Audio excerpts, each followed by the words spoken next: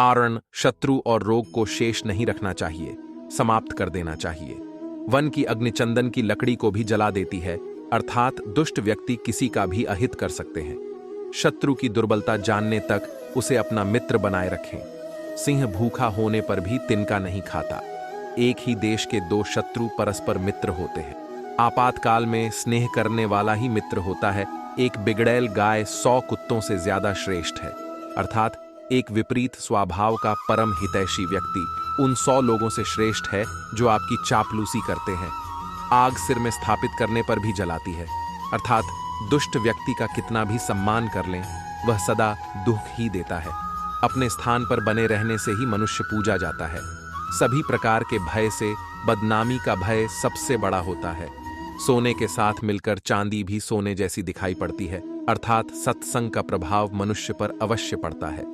ढेकुली नीचे सिर झुकाकर ही कुएं से जल निकालती है। अर्थात कपटी या पापी व्यक्ति सदैव मधुर वचन बोलकर अपना काम निकालते हैं। जो जिस कार्य में कुशल हो उसे उसी कार्य में लगना चाहिए। कठोर वाणी अग्निदाह से भी अधिक तीव्र दुख पहुंचाती है। शक्तिशाली शत्रु को कमजोर समझकर ही उस पर आक्रमण करे। चाणक्य ने कभी भी अग्नि, गुरु, ब्राह्मण, गौ, कुमारी कन्या, वृद्ध और बालक पर पैर न लगाने को कहा है। इन्हें पैर से छूने से आप पर बदकिस्मती का पहाड़ टूट सकता है। कहा जा सकता है कि आरण मनुष्य का सबसे बड़ा शत्रु है। यदि जीवन में खुशहाल रहना है तो आरण की एक फूटी कौड़ी भी पास नहीं रखनी चाहिए। मनुष्य सबसे दुखी भूतकाल और भविष्यकाल की बातों को सोचकर होता है। केवल वर्तमान के विषय में सोचकर अपने जीवन को सफल बनाया जा सकता है।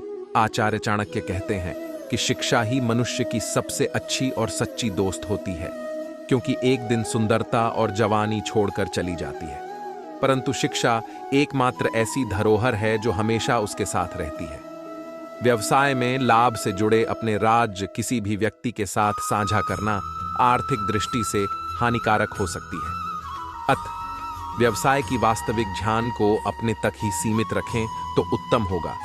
किसी भी कार्य को शुरू करने से पहले कुछ प्रश्नों का उत्तर अपने आप से जरूर कर लें कि क्या तुम सचमुच यह कार्य करना चाहते हैं? आप यह काम क्यों करना चाहते हो?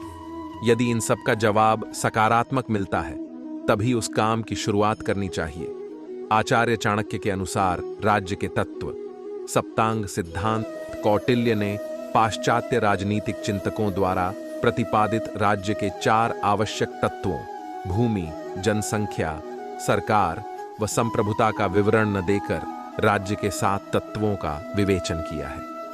इस संबंध में वह राज्य की परिभाषा नहीं देता, चले आ रहे सप्तांग सिद्धांत का समर्थन करता है। कौटिल्य ने राज्य की तुलना मानव शरीर से की है तथा उसके सावयव रूप को स्वीकार किया है।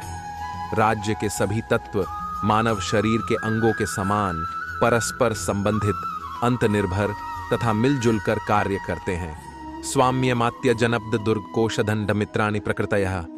स्वामी राजा शीर्ष के तुल्य है। वह कुलीन, बुद्धिमान, साहसी, धैर्यवान, संयमी, दूरदर्शी तथा युद्ध कला में निपुण होना चाहिए। अमात्य मंत्री राज्य की आंखें हैं। इस शब्द का प्रयोग कौटिल्य ने मंत्रीगण, सचिव, प्रशासनिक व न्यायिक पदाधिकारियों के लिए भी किया है। वे अपने ही देश के जन्मजात नागरिक, उच्च कुल से संबंधित, चरित्रवान, योग्य, विभिन्न कलाओं में निपुण तथा स्वामी भक्त होने चाहिए। जनपद, भूमि तथा प्रजा या जनसंख्या राज्य की जंघाएं अथवा पैर हैं जिन पर राज्य का अस्तित्व टिका है। कौटिल्य ने उपजाऊ प्राकृतिक संसाधनों से परिपूर्ण पशुधन, नदियों, तालाबों तथा वन्य प्रदेश प्रधान भूमि को उपयुक्त बताया है। जनसंख्या में कृषकों, उद्यमियों तथा आर्थिक उत्पादन में योगदान देने वाली प्रजा सम्मिलित है। प्रजा को स्वामी भक्त, परिश्रमी तथा राजा की आज्ञा का पालन करने वाला होना चाहिए। दुर्ग, किला राज्य की बाहें हैं जिनका कार्य राज्य की रक्षा करना है। राजा को ऐसे किलों का निर्माण करवाना चाहिए जो आक्रामक युद्ध हेतु तथा रक्षात्मक दृष्टिकोण से लाभकारी हों। कौटिल्य ने 4 प्रकार के दुर्गों औदिक, जल दुर्ग, पर्वत, पहाड़ी दुर्ग, वन दुर्ग, जंगली तथा धनवन, मरुस्थलीय दुर्ग का वर्णन किया है। कोश, राजकोष राज्य के मुख के समान है। कोष को राज्य का सर्वाधिक महत्वपूर्ण तत्व माना गया है, क्योंकि राज्य के संचालन तथा युद्ध के समय धन की आवश्यकता होती है।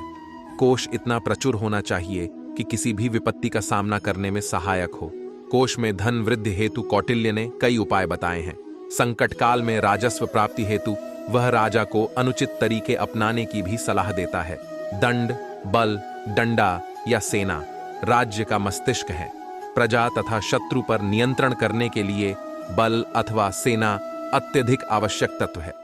कौटिल्य ने सेना के 6 प्रकार बताए हैं, जैसे वंशानुगत सेना, वेतन पर नियुक्त या किराए के सैनिक, सैन्य निगमों के सैनिक, मित्र राज्य के सैनिक, शत्रु राज्य के सैनिक तथा आदिवासी सैनिक।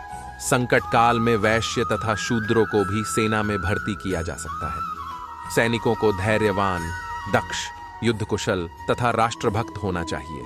राजा को भी सैनिकों की सुख सुविधाओं का ध्यान रखना चाहिए। कौटिल्य ने दंड नीति के 4 लक्ष्य बताए हैं। अप्राप्य वस्तु को प्राप्त करना, प्राप्त वस्तु की रक्षा करना, रक्षित वस्तु का संवर्धन करना तथा संवृद्धत वस्तु को उचित पात्रों में बांटना। सुहृद, मित्र राज्य के कान हैं। राजा के मित्र शांति व युद्ध काल दोनों में ही उसकी सहायता करते हैं। इस संबंध में कौटिल्य सहज, आदर्श तथा कृत्रिम मित्र में भेद करता है। सहज मित्र कृत्रिम मित्र से अधिक श्रेष्ठ होता है। जिस राजा के मित्र लोभी, कामी तथा कायर होते हैं, उसका विनाश अवश्यंभावी हो जाता है। इस प्रकार कौटिल्य का सप्तांग सिद्धांत राज्य के सावयव स्वरूप, ऑर्गेनिक फॉर्म का निरूपण करते हुए सभी अंगों, तत्वों की महत्वपूर्ण भूमिका पर प्रकाश डालता है। यद्यपि यह सिद्धांत राज्य की आधुनिक परिभाषा से मेल नहीं खाता, किंतु कौटिल्य के राज्य में आधुनिक राज्य के चारों तत्व विद्यमान हैं। जनपद, भूमि व जनसंख्या है, अमात्य सरकार का भाव है तथा स्वामी राजा संप्रभुत्ता का प्रतीक है। कोष का महत्व राज प्रबंध, विकास व संवर्धन में है तथा सेना आंतरिक शांति व्यवस्था तथा बाहरी सुरक्षा के लिए आवश्यक है। विदेशी मामलों में मित्र महत्वपूर्ण भूमिका निभाता है, किंतु दुर्ग का स्थान आधुनिक युग में सुरक्षा प्रतिरक्षा के अन्य उपकरणों ने ले लिया है।